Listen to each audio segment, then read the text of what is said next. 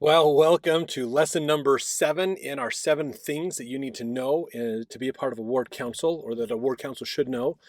State councils, any type of council in the church, really, these are important principles. I hope you've enjoyed all the videos we've had so far. This is the last one, and this is a very rare one to ever talk about. I've never heard actually anybody talk about this one before. So we're going to talk all day today about faith crisis. All leaders in the church need to understand what a faith crisis is and how to work with this. So here's the thing. The long and short is, if somebody comes to you and has a faith crisis, instead of going, oh, that's too bad, I'm so sad for you, blah, blah, blah, blah, or buck up or whatever, you need to go, great, tell me about your faith crisis. I want to understand it. I'm excited you're having a faith crisis. And I know when people come to me and they do that, I act that way. Oh, you're having a faith crisis? Awesome. This is so cool. Let's talk. They're like, what are you talking about? This is so weird. Why are you excited that I'm having a faith crisis? And here's the thing. Okay, we need to first define and understand faith crisis. All right? A faith crisis is not a bad thing. Okay, the definition of a faith crisis is when you learn something that challenges what you thought was true, and it's making you rethink whether that was true or not. All right? That is a faith crisis. That is a very healthy thing for our faith to experience from time to time. This sounds a little controversial, so please hear me out on this. Here's what it comes down to, though. If you are never challenging your faith, then you are not growing fast enough to have really good faith. You are getting behind the times. So that's like trying to walk up a down escalator. Okay, the world wants to draw you down and you need to go up. But in order for you to go up, you have to exert more effort to go faster up than the elevator's pulling down. If you're not challenging your faith and testing it from time to time, you're not going up fast enough on that down escalator to overcome the challenges of the world. So a faith crisis is actually a healthy thing to have in your life from time to time. Not too many faith crises, back to back. That can be bad. So that leads me to another definition, a faith exodus. Now, a faith exodus is when you have one or more faith crises that do not go answered. That's when you get to a point when you have decided that maybe it's best to leave the faith than it is to try to understand it. That is a faith exodus, and that is a very bad thing to experience, okay? For some people, it might be necessary for them to understand their faith. Some people like the road less taken of hard knocks. Sometimes people learn by doing it the wrong way, which isn't recommended a good, that's not a good way to learn. But some people go that way sometimes. So that's part of their journey to Christ. And I'm not here to say that your journey to Christ is wrong because it's different than my journey to Christ. I'm just here to help you come closer to Christ. That's it. Wherever you're at, let's move you closer to Christ. That's all I'm here for. So understanding a faith crisis is something that is healthy, something that helps us to learn. All right, so let me paint you a picture. This is a very common thing that happens, especially among members of the church that have been around, grown up in the church, been around the church for many generations, or like part of Utah and Idaho and the Western United States, where being Mormon or being LDS has been a very common thing, where a lot of civil laws are patterned after religious laws. You kind of get into this state of, I know what's true, and then you just assume that's right. Okay, anytime this is normal human behavior. Everybody does this. All right, you have a tendency to learn something that you think is great. You learn truth. You think things are amazing. You learn something awesome. Good for you. But then you have a tendency to spend the rest of your life defending what you have learned rather than looking for the truth. Now, that is an important statement, very important thing to understand. Sometimes in our pursuit of truth, okay, so let's say this is all the truth. Okay, you learn this much truth and you love it. But the problem is you spend all your time defending this truth instead of looking for more truth. This happens a lot. There are actually a lot of false concepts and ideas and teachings inside the Church of Jesus Christ of Latter-day Saints. Now, I am not saying that's coming from the apostles. There is so much they have taught us the average member does not know, because they're not willing to take the time to study what they have taught us. There's so much that they've taught us. It's phenomenal, absolutely phenomenal.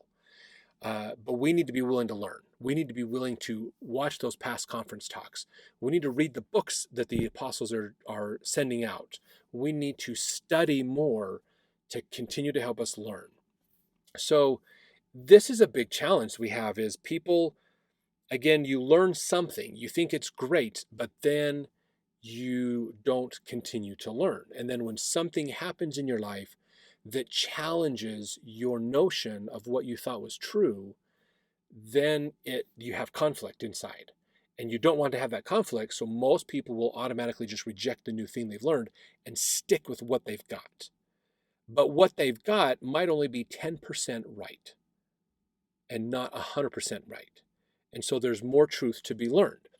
An analogy that we might be able to use to describe this is, there's a story that's told, and Barbara Morgan Gardner has used this in some of her lectures as well from BYU, that let's say there are 10 blind experts, 10 blind scientists, and they're led into a room with an elephant, and they are feeling the elephant to try to understand what it is. Some of them are feeling the tail and saying it's long and skinny, kind of like a snake, but there's a big furry end on it. Others are feeling the legs of the elephant and going, no, this thing is huge. It is massive. It's large. It's rough-skinned. It's tough. And others are going to be up at the trunk, at the front of the elephant, going, no, it's not a snake. It's more like a boa constrictor. It's huge, but it's flexible. It's not this rigid thing that you're talking about. So here's the thing, is all those scientists are describing the exact same animal, but they're only describing part of it. They're not getting all of it. So if they spend their time arguing over which one's right, they're all going to be wrong. Even though they're all a little bit right, they're all going to end up being wrong because they're not fully getting the concept of the entire elephant. This happens to us all the time, okay? And this should not be a surprise to us. I'm amazed this is a surprise to people. The scriptures tell us that God teaches us line upon line, precept on precept. He gives us a little, and then when we accept that, he'll give us a little more. Okay? This is a challenge because, again, he gives us a little, and then we believe it's true, and then we spend our lives defending it as truth, even though there's actually more for us to learn. This happens so much. So realize when you learn something, even if it contradicts what you knew to be true, doesn't mean, just because it contradicts what you believe to be true, doesn't mean that it's false. It could be truth, or there's some truth in it. Maybe it's half truth, half not, we don't know. But this is where Alma 32 comes in, is understanding how to examine the truth of something to help you out. We're building a whole course on how to find the truth of stuff. We'll go into a lot of detail, a lot of nuance on all that stuff. But here's the thing about a faith crisis, okay? From time to time, you should learn something about the church that challenges your belief in the church. This is good. You could be reading scripture and go, wait, why is it that way? What's going on with this? I don't understand why it says this, but we don't really follow that. Why is that? Or you'll learn something about church history that maybe you didn't know about. Those are things that happen. Okay, a faith crisis actually is something that is good. Okay, these happen all the time. All the time. The scriptures are replete with faith crises happening. We just don't think about it. So in our modern world, we have an interpretation that what we know is true and what everybody else knows is wrong. That is false. That is completely false. And you cannot find that anywhere in the scriptures without twisting and misinterpreting what the scriptures say. And so this is something that's important for us to realize, is we have a false belief that is commonly held, not just among Mormons, but even all of Christianity, that we are right, everybody else is wrong. That is false, all right? Having a faith crisis, having something that challenges your faith, is a healthy thing to have. If you haven't had a faith crisis in a while, there's a very good chance you are living your life and living your religion in a way that is based on tradition and historical values and not actually learning and growing and doing more. You're probably not spending a lot of time really reading the scriptures. You're reading the stories of the scriptures, but not truly studying the scriptures because there's so much there. It's phenomenal. You should be getting deeper layers of understanding as you get through the scriptures. Even church history, you should do that as well. So let's talk about faith crisis in the scriptures to go give you some examples of this. I wrote a bunch of these down. Now, by far, this is not a complete list on faith crisis, but this should give you enough of an example to realize how prevalent a faith crisis is in the scriptures. Okay, so let's start. We can do this a little chronologically, I guess. Go back with Adam and Eve. When Adam and Eve were in the Garden of Eden, they were given two opposing rules to follow. That's a faith crisis. Do we follow the commandments of God, or do we multiply and replenish the earth? We got to avoid that tree, but we need the knowledge of the tree. What do we do? There's a dichotomy that's in place, and we have to decide which one of these do we respond to. How do we do this? Adam and Eve went through a faith crisis to understand that, and that was part of that challenge. And Eve was the smarter one to figure out that difference and realize which way was the appropriate way to go. She just had to convince Adam that he needed to go that way as well. Because when Satan came to Adam, Adam said, "You're wrong, I'm right," and ignored him. Eve went, "Wait a minute here. Let me understand where the truth is." And she was the more intelligent one to do that. Now, Abraham his life is full of faith crises, of course. His dad tried to sacrifice him and have him killed. He was constantly questioning. If you read in the book of Abraham, he was constantly questioning, why are people buying these stupid idols? Because they're not helping you. They're just a piece of wood and stone. And then, of course, he had a major, major, major faith crisis when he and his wife spent years and years and years and years and years and years and years praying and hoping to have a son. And then he was told to sacrifice that son, to kill him. Can you imagine that? You've been praying for so many years to have a son. You finally have a son. He's finally getting of an age where he can do something to help your family out.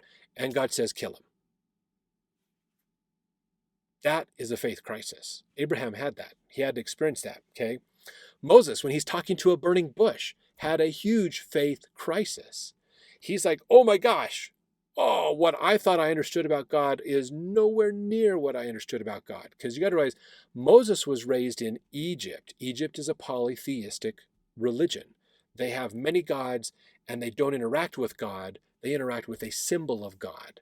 That's why they believe God comes down into the statues and the idols and symbols and things that they worship. And so when God approached Moses through the symbol of a burning bush, that was a way that Moses understood how to interpret God. But then God showed him everything else. God showed him that, no, I am different. I am real. I am legit. Satan's real. Satan's legit. Moses had to confront God and Satan, and he had to deal with this. And he had huge faith crisis. I mean, talk about having your concept of God and the devil and everything completely upended by meeting both of them in the same meeting, basically, not at the same time. But he met both of them and got to understand both of them, and talk about a contrast. That's a major faith crisis right there. Nephi, in the Book of Mormon, we can jump up to that, 600 BC. He was commanded to kill Laban, even though Moses' law explicitly said, thou shalt not kill. And Nephi was obedient in following the laws of the time, which was the laws of Moses. But now God's telling him to break his own law. That is a faith crisis. Nephi had a faith crisis when he was told to kill Laban. Wouldn't you? I mean, that's crazy. That would be amazing. So that's what he had. Now, Lehi himself had a faith crisis. Here he is living in Jerusalem. He's part of the people who did not get destroyed by the invading armies of the Assyrians or the Babylonians as they came through to take over the area as well from the Assyrians. He's dealt with Egyptian armies coming in as well. And he's living in this major city, lots of wealth, lots of prosperity and opportunities. It was a good time to be around in that time period. And he's told to leave it all, take your family, go in the wilderness, and I'll tell you what the next step is. and leave. He had a faith crisis. I mean, I'm sure that's got to be a faith crisis. Obviously, for Laman and Lemuel, it was a big faith crisis for them to go out there in the wilderness, but his family had to do that. Alma, if you remember Alma, when he was doing his preaching, I mean, he had a faith crisis when he was in the court of King Noah, and then here comes in. Oh my heavens! I can see it. I can see the picture of him, but I just forgot his name. But anyways, the prophet came in, basically told them all they're a bunch of sinners and wrong. And Alma's going, wait a minute, this guy's right. That was a faith crisis. And then, of course, he's being hunted because he believed the guy. And so Abinadi, that's what his name was. I kept wanting to say Lamoni. So I'm like, that's not right. Abinadi. So, he had a big faith crisis to go through in a lot of his life. And then, of course, he goes to Zarahemla, which is a major Nephite city, to preach the gospel. And he gets kicked out of the city. And then an angel comes and says, you got to go back. And he's like, they kicked me out of the city. What's going on? Nope, you've got to go back. There's a faith crisis right there that Alma experienced. Alma the younger, when the angel struck him down and he saw the bitterness of hell. Talk about a faith crisis. That would be one scary thing to see, that bitterness of hell. Okay, let's jump up to modern times. Joseph Smith, when he had his first vision. That's a faith crisis. He did not understand God, and now God is standing in front of him with his beloved son as two distinct persons, completely changing and challenging everything Joseph thought he knew about God. Now, Joseph had a choice to make. He could have stuck to his gun, stuck to what everybody else was saying, and ignored what he saw, or stick to what he saw, what he knew to be true. And so that was a big challenge he had to go through. And I mean, Joseph had a lot of them. The whole polygamy thing was a huge faith crisis. We're learning now in history that Joseph Smith actually was learning as early as 1831 about polygamy, but it wasn't until around 1842, I think it was, when he started to really get serious in practicing it. In fact, an angel had to come to him 3 times and threaten him with his life to actually follow it. He did not want to do polygamy at first. He was struggling with it, and he had a hard time putting it together. In fact, the angel told him that he needed to follow polygamy, but didn't tell him how. He had to figure that out. And there were some missteps and some challenges at the beginning with that. So that was a huge faith crisis. I mean, polygamy still to this day is a faith crisis, which section 132 of the Doctrine and Covenants tells us one of the 4 reasons that God put polygamy in place back in the 1800s was to test the faith of his people. He wanted to create a faith crisis, because the faith crisis is where we learn where our values are. Do we follow God? Are we willing to understand God and dig deep into it? Or are we looking for an opportunity to get out and do what we want? You can take it either way, but that's a faith crisis puts us in a situation where we have to make a decision. And as Abraham 3:25 tells us, the whole point of this life is answering the question, are you going to follow God or not? So this is why faith crises happen to us, is to test us and to try us. Now, I haven't done any from the New Testament, so let me get into that one. New Testament. Peter denied Christ 3 times. That's a faith crisis. He spent all this time seeing the miracles, and when it really came down to it, he abandoned Christ. Judas had a faith crisis, which is why he did what he did. All the apostles, it tells us, had a faith crisis. I believe it's in Mark, it says that they all scattered and abandoned Christ. They had a faith crisis at that moment when Christ was being persecuted heavily and threatened with death. He was abandoned by his apostles. That's a faith crisis. Paul on the road to Emmaus. Holy cow, talk about a faith crisis too. Here he is part Jewish, part Roman. He is destroying the Christian church, basically, the Christian Jews, the people who followed Christ. He was there at the stoning of Stephen when they stoned him. That's recorded in the New Testament. He held the coats of the people who were throwing the stones to kill Stephen. He was there for the whole thing. He was on the road to Emmaus to go persecute some other followers of Christ, when Christ appeared to him and said, dude, why are you persecuting me and my people? I am calling you to the ministry. Can you imagine what was going through Paul's mind at that time? Oh my gosh, that's so crazy. One thing I noticed in watching The Chosen was, I never thought about this before, but how different the background was of all the apostles, and learning how to work together, getting all these different groups of people to work together to form a unified quorum of apostles to teach the gospel, to minister to the people.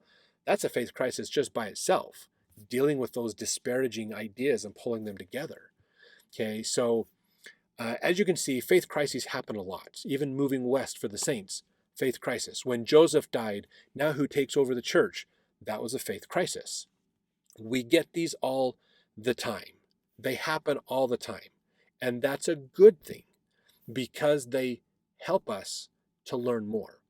You know, Brad Wilcox gave a talk several years ago to a bunch of college students. And I think it was right at the beginning of a semester of school. And he said, meaning the church, he said that we are not afraid of you learning things about the church. We're afraid you're not going to dig deep enough to find the truth about them. Because there's a lot of faults. There's a lot of baloney stuff about the church out there that people follow. Okay, one example is in the polygamy ideas. They talk about, some people like to quote William E. McClellan's letter. He wrote a letter talking about how Emma Smith, she learned secondhand about, how she learned about polygamy, because Joseph got married to another woman without telling Emma about it. And in his letter, he claims that Emma peered between the holes in the slats between the slats in the barn wall and watched the ceremony happen, and that's when she found out about polygamy. And Joseph was marrying somebody else. And but you got to realize, William McClellan is a former member of the Quorum of 12 Apostles that was excommunicated from the church. He violated the rules of the church and he was kicked out. And then he wrote this letter about Joseph and Emma and polygamy after that. So it's hard to say he doesn't have a vested interest in smearing the reputation of Joseph Smith. Now, Oliver Cowdery is another example. He had every opportunity to smear Joseph Smith's reputation around polygamy. But even when he was excommunicated from the church, he actually was going to resign from the church because he disagreed with polygamy, and the church basically beat him to the punch and excommunicated him first. He didn't disparage Joseph about polygamy at all. He had every opportunity to, but he didn't. So that says something there as well. So faith crisis is an important thing for us to understand. We have these all the time. Sometimes they come from us reading scriptures and going, wait a minute here, why aren't we doing that? Or why is it this way? You know, why does Abraham and Jacob and them have wives, multiple wives, have polygamy, but Jacob in the Book of Mormon says it's bad? What's going on here? Why are there different stories in the Bible that contradict each other? Why do prophets contradict each other inside the Bible itself? Why does this, there's all these things that come up, okay? The latest one is the whole, why does the church have all this tithing money? Here's the thing.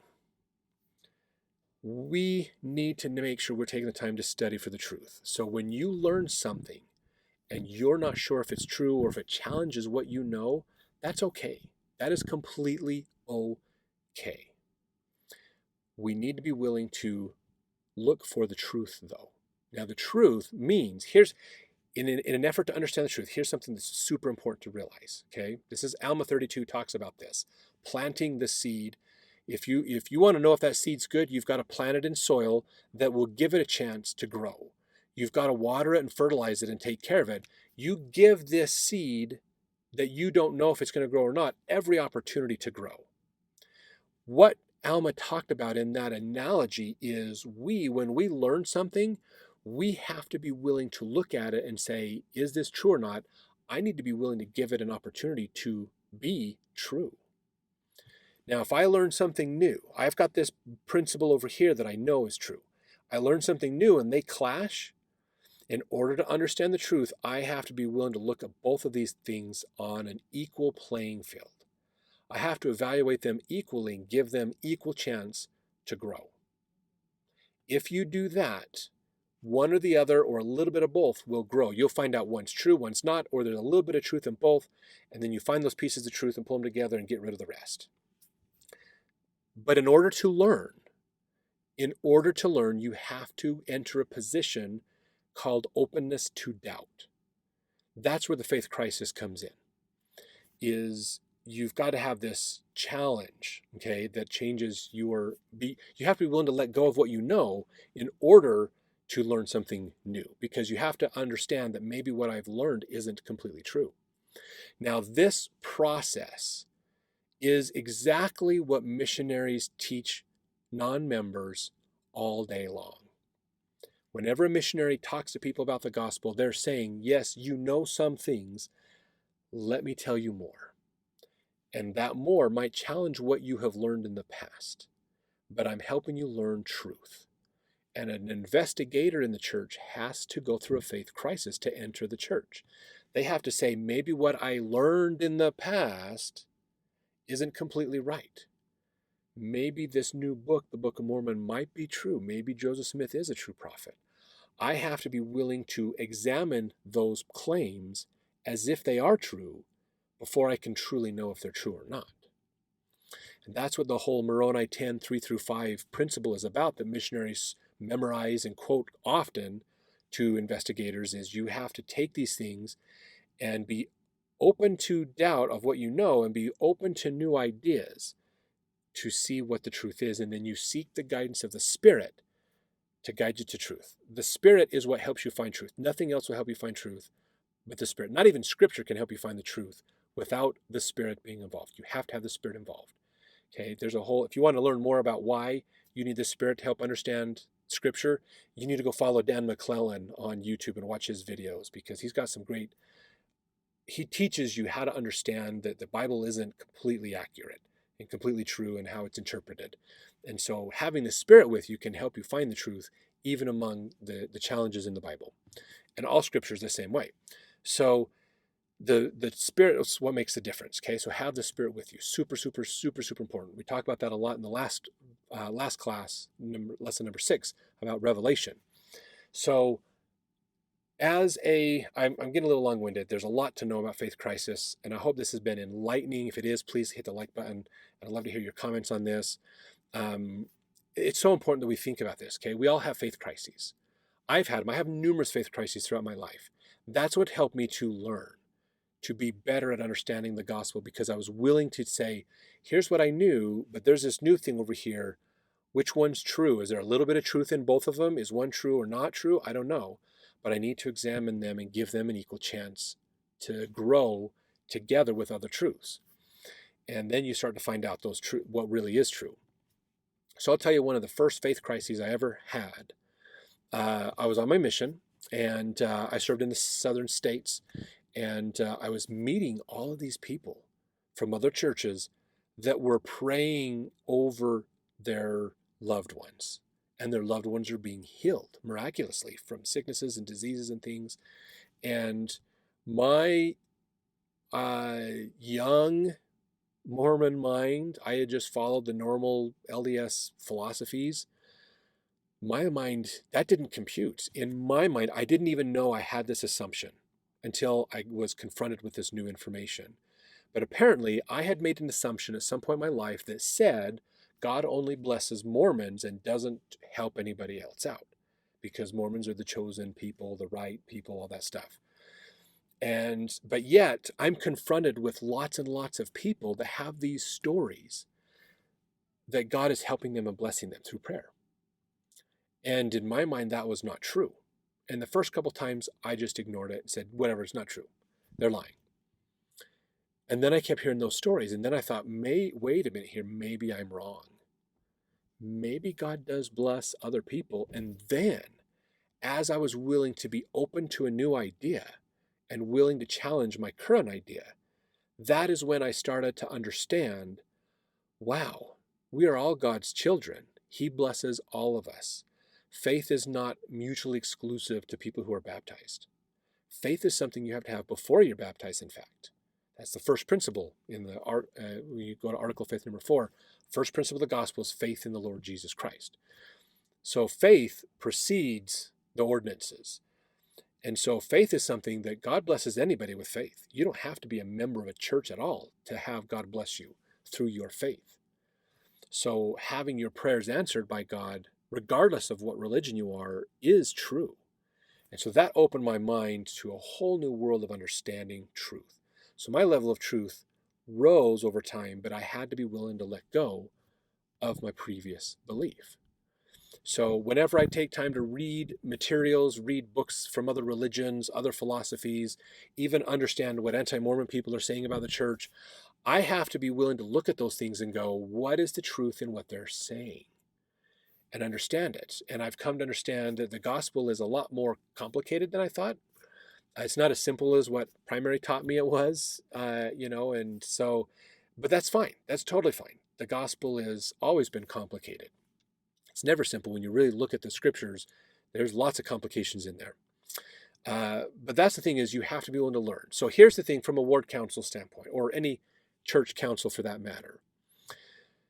We need to, as leaders of an organization in the church, need to help people to recognize they're having a faith crisis and encourage them to keep praying to God for the answers, for the truth.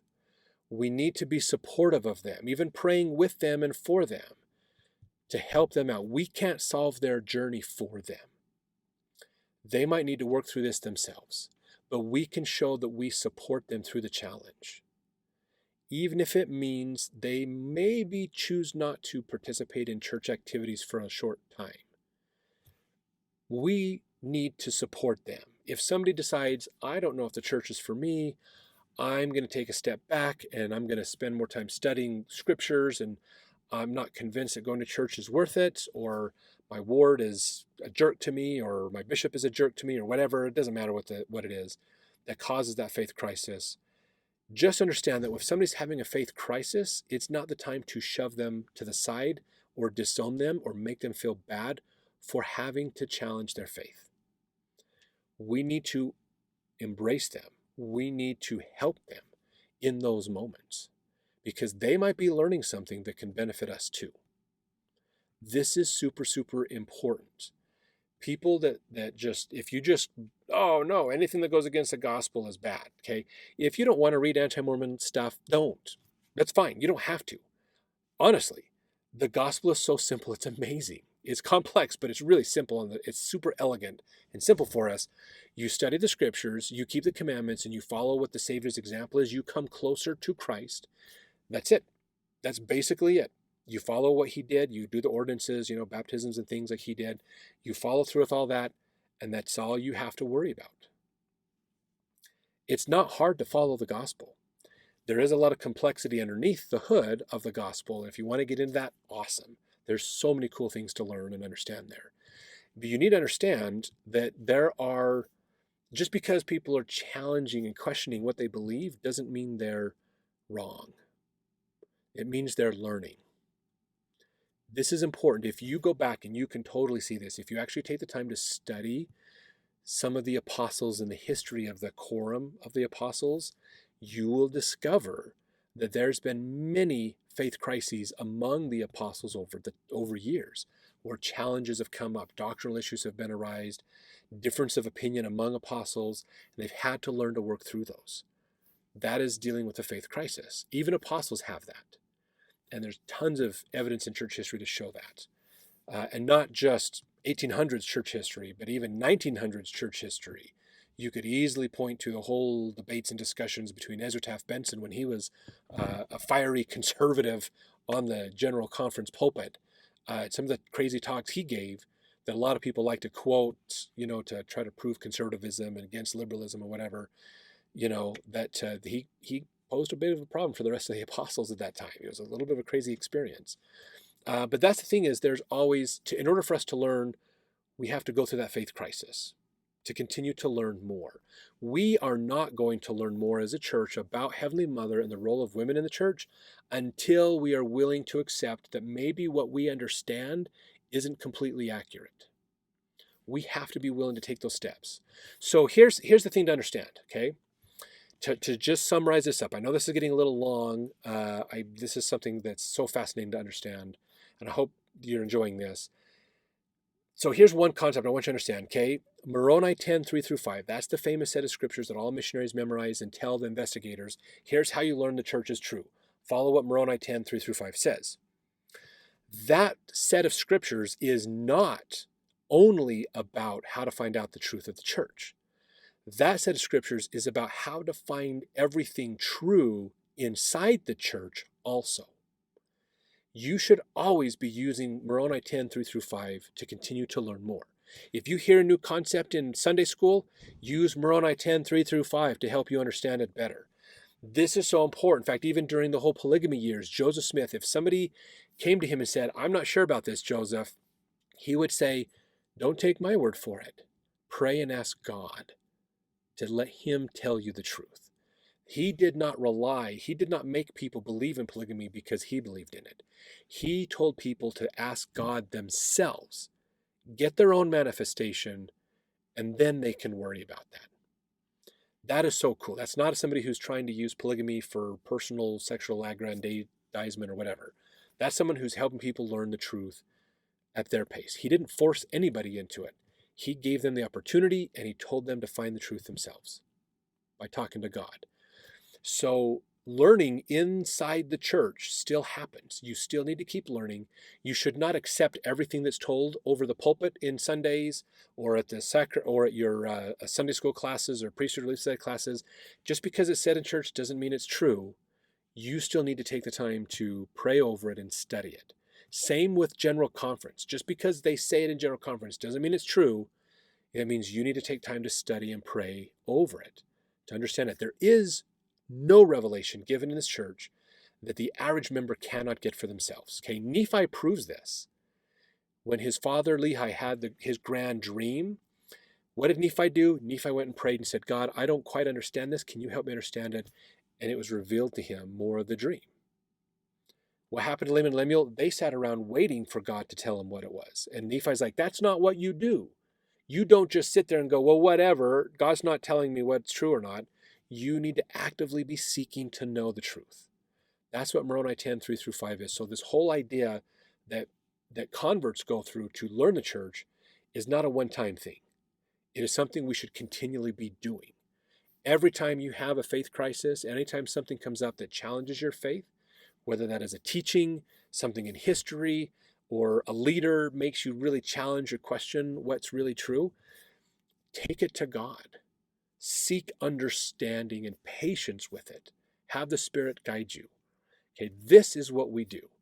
So next time somebody comes to you as a leader and says, I'm having a faith crisis, instead of going, oh no, that's so bad, I feel so sad for you, go, great, I'm excited for you. What is your faith crisis? Help me understand it, because maybe I should be going through this too. Work together to find the truth, not the opinion. Okay? Your previous belief could be the opinion that's wrong. You need to be willing to let go of what you have, but you have to be willing to admit that what you know might not be completely true in order for you to learn new things. That's a faith crisis, and it's good to have because you want to keep learning.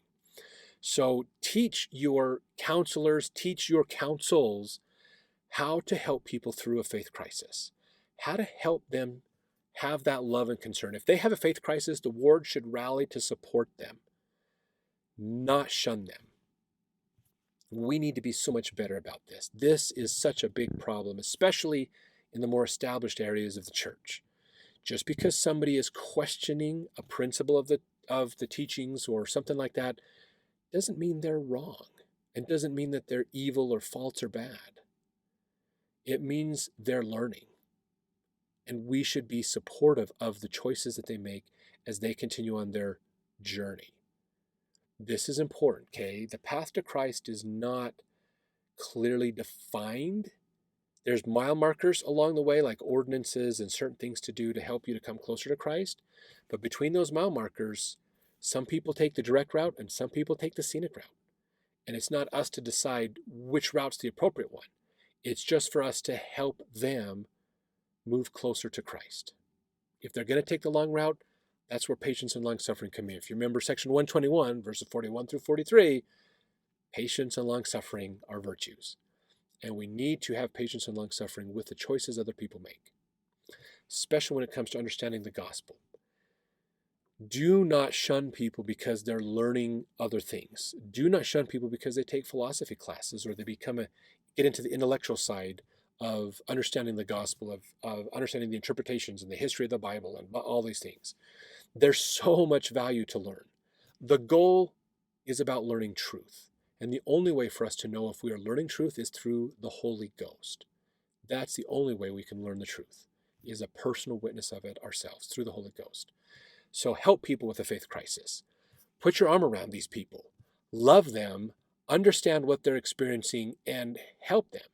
Maybe they're going to learn something that can help you in your faith as well. These are not things to be shunned. These are things that happen all the time. And I'll tell you, here's a bit of a trick to this that I've learned as I've studied faith crises through the scriptures and history. The people who have the strongest faith are the people who are willing to go through multiple faith crises over the course of their life. The more faith crises you experience over life, the stronger your faith is as you make it through them. Because again, it's all about choice. If you hit a faith crisis and you're like, I'm out, done, not going to worry about that, you've just shown I'm only going to go this far in following God, but I'm not going to do the rest. Faith crisis is about moving up. Okay, so if you haven't had a faith crisis in your life for a while, if you feel like, oh, the church is doing great, it's moving right along, we're doing fine, you probably need to spend more time studying the scriptures and spend more time branching out. Have callings that challenge you. Have callings that get you out of your comfort zone. Take a leadership position in your ward. Get on councils, do things, because you're going to learn and grow. Okay, this is a big challenge. If you feel like the church is always the same and you just like it to stay the same, you are going to find yourself in a major faith crisis because the church is changing. That's probably the number one thing we can say about President Nelson as the prophet is, boy, has it changed. The world has changed considerably. And we need to be willing to change with it. We need to be willing to grow and improve. If the gospel stayed always the same, we would just be stuck with the law of Moses. It's changing. God is wanting to teach us more and more and more, but we have to be willing to change. We have to be willing to adapt and improve, which means a faith crisis from time to time. So that's okay. Do not stigmatize faith crisis. Help people with them. Find it as a celebratory opportunity to work with people. Bring them more into you and work with them more because they're experiencing that. Be more supportive to them. That's going to help out. And as a council, we need to be doing that. We need to be coordinating and how can we help these people who are experiencing this learning opportunity. That is what we need to do. Support them, not shun them. So I'm looking forward to your comments on this video as well, what you thought. Let me know about how the whole 7 courses went. If you made it through all 7 of them, let me know. I'd love to hear what you thought after completing all 7 of them. What do you think? How this would change a ward council or your local areas as well? And look forward to those comments in the comment sections to continue this conversation. Watch the rest of our videos as well. Subscribe, share the videos, tell more people about them. We'd love to get this information in front of more people as well. So thank you so much for watching and following along with us, and I hope it's making a difference in your life.